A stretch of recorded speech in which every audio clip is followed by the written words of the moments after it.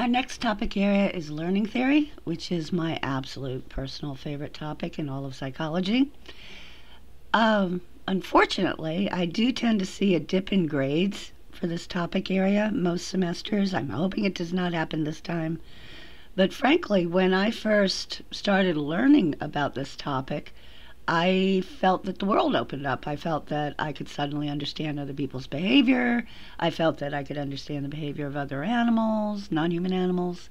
And, for some of you this will occur, but I understand if it does not and that you prefer some other topic area in psychology. But let's get started. Learning can be defined as a relatively permanent change in behavior that is not due to fatigue, illness, or drug ingestion. Now, there are many definitions of learning out there, but this is a pretty good one. First, notice the phrase change in behavior. We have no way of knowing whether or not someone else or another non-human animal has experienced learning unless there's a change in behavior. In this context, I sometimes have students who say they make a mistake filling out their Scantron and that they knew the answers, but they just filled out the Scantron wrong. And this is a very difficult situation because I typically believe them, but there's not much I can do because the behavior did not reflect that the material had been learned. So those are always difficult situations. But we are necessarily reliant on observations of behavior in order to determine if learning has occurred. Then there's the phrase a relatively permanent change, and that's important. We think of learning as some change in behavior that isn't just fleeting, it's more permanent, but we have to say relatively permanent because basically we forget information or we learn new things that replace old behaviors. And of course, learning is not due to fatigue, illness, or drug ingestion. I think that's self-evident. So first we're going to talk about one type of learning referred to as classical conditioning. But I want to point out that it actually goes by 3 names, and you need to know all 3 names. Classical conditioning is the same as respondent conditioning, which is the same as Pavlovian conditioning. So on a quiz, you might see a question that refers to any one of these, and we want you to know that they're all pretty much the same thing. Classical conditioning or respondent conditioning is also called Pavlovian conditioning after Ivan Pavlov, a Russian physiologist who ultimately was awarded the Nobel Prize for his research on the digestive system of dogs. And in order to conduct this research, he placed small tubes in the mouths of dogs, and then he would place food powder in the dogs' mouths to elicit salivation. Now, in the course of this research, Pavlov also noticed something that was to become very exciting to psychologists. He noticed that when the dog's caretakers, came into the room, that with food bowls, the dogs began to salivate even before any food was placed in their mouths. And so this discovery was very important. It shows that a reflexive response can come under learned control. And that is the basis of classical conditioning. You begin with a reflex between a stimulus and a response, and then that stimulus becomes associated with a previously neutral stimulus, so that ultimately that once neutral stimulus gives rise to the conditioned response. But let's break it down, look at it more closely. In this diagram, you're seeing the reflexive relationship between food and salivation. That is a reflexive relationship. You put food powder in a dog's mouth, it salivates. You put pizza in my mouth, I salivate. This is something that occurs reflexively and without learning. Food is, of course, a stimulus, and salivation is, of course, a response. So it's a reflexive relationship between the stimulus of food and the response of salivation. Now, a neutral stimulus becomes paired with the food over and over and over. And eventually that new stimulus alone will give rise to salivation. So in this diagram, I'm showing that food could be paired with the sound of a bell repeatedly. And then eventually, when classical conditioning has occurred, the sound of the bell alone without the food results in salivation. There are very important terms associated with classical conditioning, and I promise you'll be tested on this. First of all, think about the relationship between food and salivation. Food is a stimulus, salivation is a response. And this is a reflexive relationship in the sense that food powder in the mouth or food in the mouth reflexively, without learning, results in salivation. Food is a stimulus, salivation is a response, and in this situation they're both unconditioned, meaning they're not learned. Conditioning just refers to learning in a laboratory situation. So if a response is unconditioned, it means it occurs without learning. So with classical conditioning, you begin with that reflexive relationship between food and salivation. Food is the unconditioned stimulus for this, and salivation is the unconditioned response. And after classical conditioning has occurred, say the sound of a bell has been repeatedly over and over and over paired with the presentation of food, then the sound of the bell ultimately alone results in salivation. And here you again have the sound of a bell, which is a stimulus, and salivation, which is a response. But now it's been learned. Now it's been conditioned. So you speak of the sound of the bell as the conditioned stimulus, and you speak of salivation to the bell as the conditioned response. So if you're presented with a classical conditioning situation, I want you to be able to identify the UCS, the UCR, the CS, and the CR. So here's another example. In order to do classical conditioning, you have to begin with a reflexive relationship, an unlearned one, between a stimulus and a response. So what I might do is tap you on the knee. We talked about the stretch reflex earlier this semester, and you reflexively kick your leg. Now I can identify a neutral stimulus, meaning you have no response to it, and pair it over and over and over again with a tap on the knee. And eventually you should kick to that neutral stimulus. You can actually go home and try this on a roommate or a family member. So let's see, what would be a good neutral stimulus? Suppose I snap my fingers and pair that snapping of the fingers over and over and over with a tap on the knee. And eventually the snap will result in a leg kick, even when the knee is not tapped. So in a situation like this, you need to be able to identify the unconditioned stimulus, the unconditioned response, the conditioned stimulus, and the conditioned response. So let's see, tap on the knee. That is a stimulus, but what kind of stimulus? Is it learned or unlearned? Is it conditioned or unconditioned? You do not have to learn to kick your leg when you're tapped on the knee. So that is an unconditioned stimulus. When you kick your leg to a tap on the knee, again, it's not learned. So it's an unconditioned response. The snap of the fingers normally does not cause you to kick your leg. But now you've learned to do so through classical conditioning.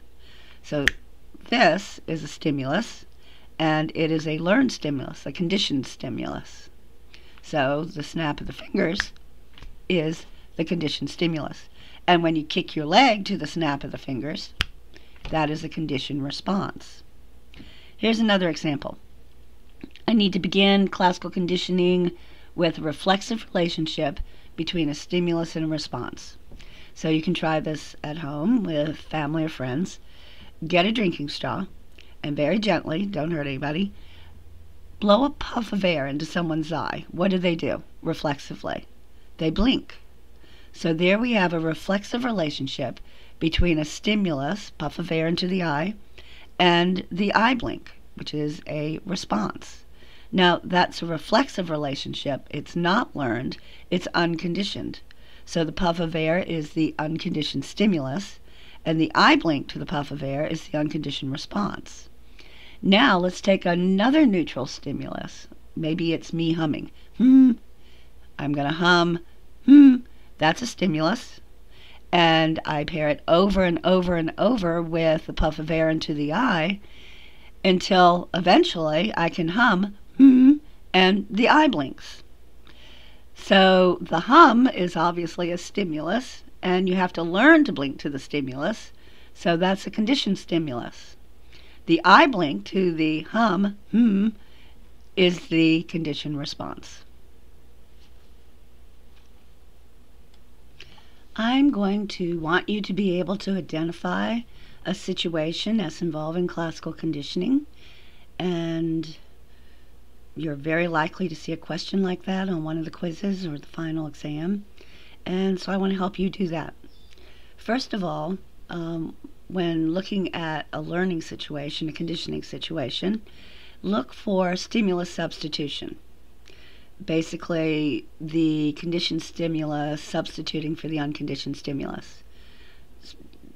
In prior examples, the snap of the fingers substituted for the tap on the knee, the hum, substituted for the puff of air into the eye, and in Pavlov's situation, the sound of the bell substituted for food powder in the mouth.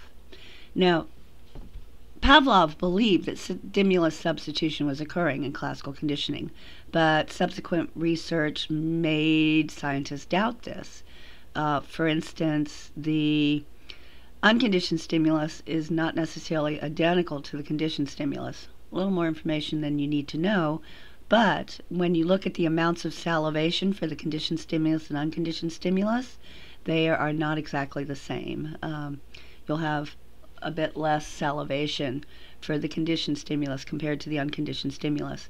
When sensing devices are placed in the eyes to measure the force with which the eye closes during an eye blink, you'll see that the force of closure is less for the conditioned stimulus than the unconditioned stimulus in that kind of classical conditioning situation. So Pavlov was not necessarily right about stimulus substitution, but it's a vocabulary term for you, and it helps you identify a situation as involving classical conditioning. Just look for one stimulus to be substituting for another stimulus to give rise to at least a similar response. And you can try classical conditioning at home. I've given you several examples. If you come up with others that you think are helpful, then go in the chat room and tell us about them. What I want to do, though, now is talk about some real-life examples of classical conditioning. The fact is, classical conditioning occurs throughout our daily lives, and we're not necessarily consciously aware of it. For instance, years ago, excuse me, I noticed that when TV's on and I hear the sound of a school bell, I have this little emotional reaction of whoopee. I guess when I was younger, I tended to be very happy when the bell rang and I was allowed to leave a classroom. So classical conditioning occurred, and it actually still has residual effects on me today in my 60s. Another example, she would kill me if she knew I was telling you. I had a girlfriend in high school whose first real boyfriend, tended to wear a particular aftershave. And since that time, she really liked him. Since that time, she has given that aftershave to all her boyfriends and now her husband, just because she has a conditioned emotional response to it. So there are real-life examples of classical conditioning. It happens all the time, and we're not necessarily consciously aware of when it occurs and when it affects our behavior. Now we need to look more closely at classical conditioning procedures. If you were to go home and try to classically condition your roommate or a family member, how do you do it? First of all, in classical conditioning, the conditioned stimulus is presented before the unconditioned stimulus in every trial. The conditioned stimulus occurs before the unconditioned stimulus in each trial. So if I am using the sound of a bell to train a dog to salivate, then I need to present the conditioned stimulus first before the unconditioned stimulus. The conditioned stimulus here is the sound of a bell. The unconditioned stimulus is food powder in the mouth. So for each trial where I pair these two stimuli, the conditioned stimulus, the sound of the bell, occurs before the unconditioned stimulus of food powder in the mouth. Now, the timing is important too. They have to be very close together in time for traditional classical conditioning. In fact, the onset of the UCS should follow the onset of the CS by about half a second. So they're pretty close in time. CS occurs first, closely followed by the unconditioned stimulus. And if you think about it, if you're trying to use similar procedures and make it so that the method is a little bit different, will learning occur? Suppose you decide that you want to simultaneously present the conditioned stimulus and the unconditioned stimulus so that they begin at exactly the same moment. The answer is no. Learning will typically not occur. And this is called simultaneous conditioning, CS, simultaneous with the UCS, and learning does not occur.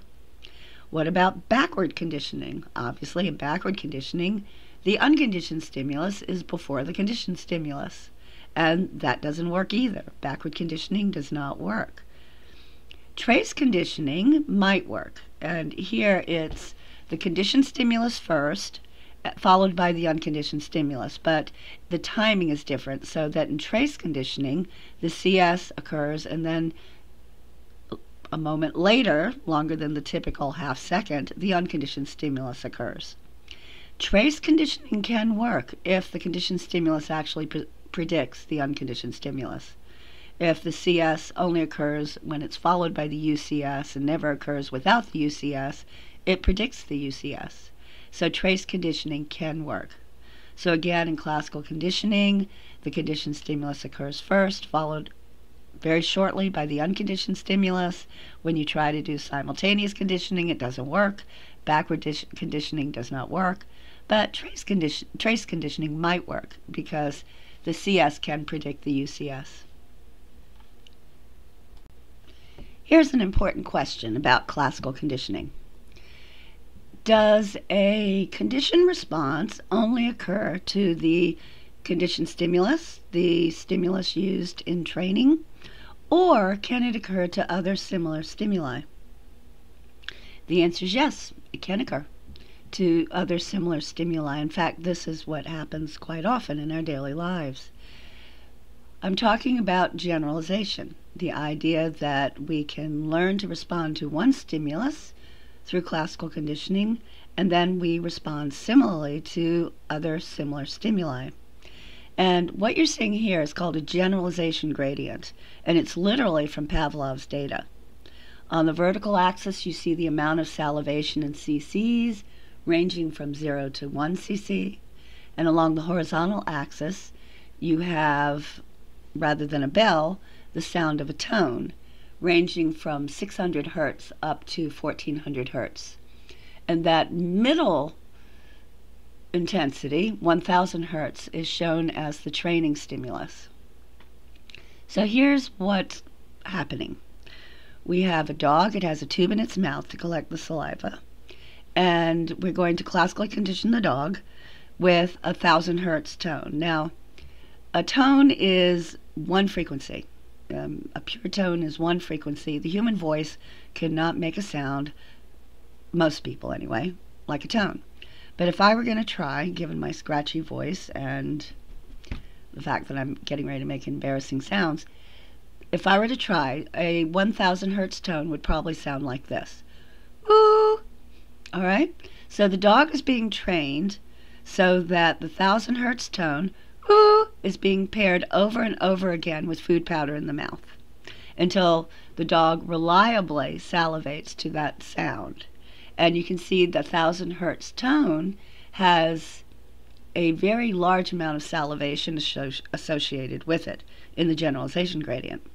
Now, suppose I present, the dog has learned this, and suppose I present the dog with a slightly lower frequency tone. Instead of the training stimulus of 1000 hertz, ooh, I now present an 800 hertz tone which you can imagine sounds something like this. Ooh! All right? So now I'm presenting this new stimulus to the dog. Will it salivate? And the answer is yes. But it does not salivate as much as it would to the 1,000 hertz training stimulus. Now I present another stimulus, another sound. This time it's lower in frequency, 600 hertz. Ooh! All right? Does the dog salivate? Yes, it does, but not as much as it does to the 800 hertz or the 1,000 hertz stimuli. All right? This becomes more difficult. Now suppose I present the dog who's learned to salivate to the training stimulus of 1,000 hertz. Ooh! And I present a slightly higher pitch tone. Ooh! Does the dog salivate to it? And the answer is yes, but less than to the training stimulus.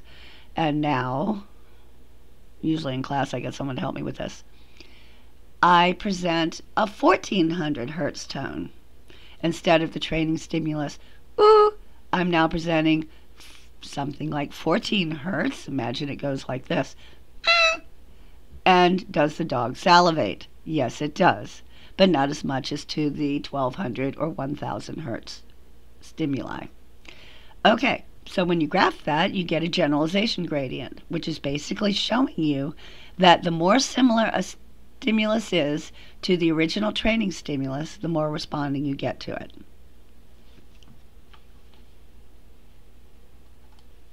Any discussion of classical conditioning and generalization includes an anecdote about a famous psychologist, John B. Watson, and a child named Little Albert, who has come to be known as Little Albert. John B. Watson decided to classically condition a fear response in this child. At that time, there were no ethical guidelines that needed to be followed. Today, of course, this would be far more difficult to do, as it should be. But Watson, working with Little Albert and his graduate student Rosalie Rayner, obtained a white rat and showed it to Little Albert. And at first, Little Albert wanted to play with the rat. He reached out for it, he laughed, he giggled, he really wanted to play with the white rat. There was no fear whatsoever. Then someone stood behind Little Albert, and every time he was shown the white rat, that individual would bang together two pieces of metal and make really loud, scary noises, causing Little Albert to cry. And with repeated pairings of the white rat with the loud, scary noise, eventually Little Albert burst into tears just by being shown the white rat, without the scary noise. So that's your basic classical conditioning, a conditioned emotional response. Now, for generalization, John B. Watson, instead of showing Little Albert a white rat, showed him a white bunny rabbit, and Little Albert cried. And John B. Watson then showed Little Albert a white Santa Claus beard, and Little Albert cried. So generalization occurred. Today, if this kind of conditioned emotional response conditioning actually took place, then there would be procedures of counter conditioning to help the child overcome the conditioned fear response. But as I understand it, that type of training did not occur with John B. Watson and Little Albert. Now, in contrast to generalization, discrimination can also occur with classical conditioning. It's more or less the opposite. We can learn to exhibit a conditioned response to one stimulus and not to another, just by virtue of experience. For instance, if someone is pretty much an expert on snakes, then they may learn to discriminate between the different types of snakes and learn which ones are poisonous. And so seeing a snake with a particular color pattern that the individual knows is poisonous could result in a conditioned emotional response whenever that type of snake is observed or seen.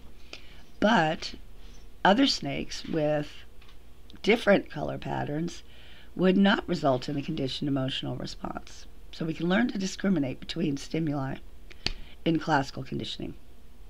Maybe a better example, imagine an individual who's a victim of spousal abuse and lying in bed, hearing footsteps come up the stairs.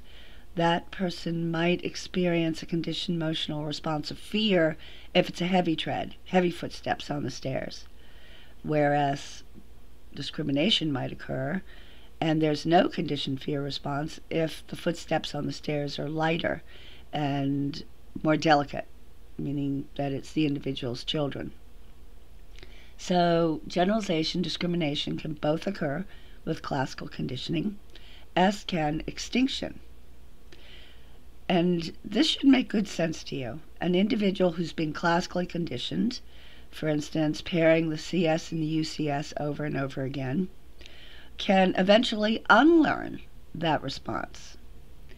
If one of Pavlov's dogs has been classically conditioned to salivate at the sound of a bell, what happens when you keep repeating the sound of the bell without ever pairing it with food again?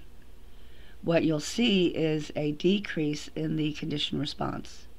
Salivation will eventually stop. But you have to be careful here.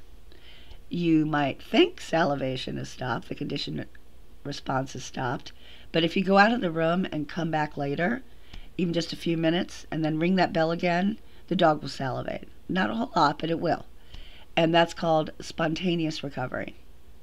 So what you need to do if you're actually using an extinction procedure, you will have multiple trials of extinction so that eventually you will fully stop that conditioned response. Finally, we should talk about biological predispositions for learning in the context of classical conditioning. For instance, the Garcia effect, one of your vocabulary terms that you probably will not find in the index of your textbook. Named for the researcher whose last name was Garcia, the Garcia effect involves learned taste aversions. And this was demonstrated in rats, although it can occur in other animals. But rats were given sucrose water, sugar water, for the very first time. And they loved it. Most rats in a rat lab, if they're given sucrose water, will just drink that fluid down. And, the little ball bearings in their water bottle tubes will rattle and the water levels will drop. They just, like all mammals, love sweet tastes. So then these animals were given an injection, intraperitoneal, of lithium chloride in order to make them experience nausea. And so they tasted sucrose water, and 12 hours later they experienced nausea. And what happened was kind of amazing. They would never touch sucrose water again. Now, this is classical conditioning. The idea is that the taste of sucrose water or the presentation of sucrose water would cause the animal to experience classically conditioned nausea. But it's one trial learning. They learned it in a single trial. Typically, with classical conditioning, you need to repeatedly pair the CS and the UCS. You need to do it over and over again in order for classical conditioning to occur. Here, it's a one-time pairing. Not only that, but it's 12 hours between presentation of the CS, the sucrose water, and the experience of nausea. This is an example of trace conditioning. The conditioned stimulus occurs before the unconditioned stimulus. And it's not just a matter of a few seconds. It's hours, 12 hours between presentation of the CS and the UCS. One-time presentation, and the animal learns the taste aversion. So one can conclude that rats are biologically predisposed to learn this particular association between stimuli. And if you think about it, this makes good sense from an evolutionary perspective, that it's important for their survival, that rats will learn to associate food tastes or smells with the experience of nausea. As you can imagine, this would make it more likely that these animals will survive and be able to reproduce. You may already be aware that this type of learned taste aversion occurs in humans as well. For instance, sometimes people who are undergoing chemotherapy will eat a particular type of food. It becomes associated with the nausea from the chemotherapy, and they'll never really be able to touch that food again. So there are biological predispositions for learning, an inherited tendency to learn certain things very quickly, or to experience difficulty learning other types of associations.